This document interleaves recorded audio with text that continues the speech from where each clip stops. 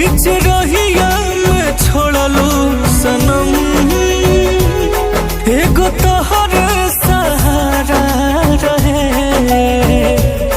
तू कहत रहलू यार ई मोहब्बत हमार, तोहके जनमों से प्यारा रहे।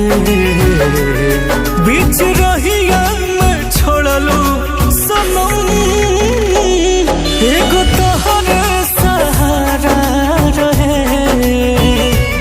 बीच रहिया में छोड़लू सनम,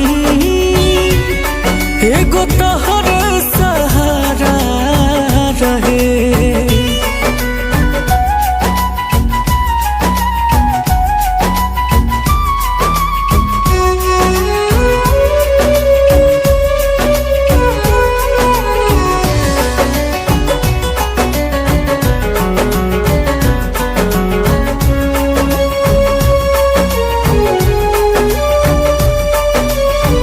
दिलवा टूटी फेरू न जुटी, दुनिया तय जा मजा लूटी।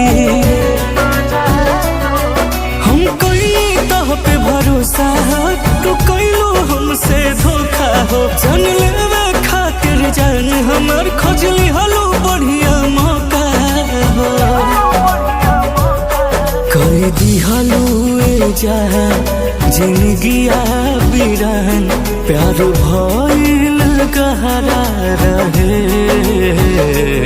बीच रहिया में छोड़लू सनम, एगो तोहर सहारा रहे। बीच रहिया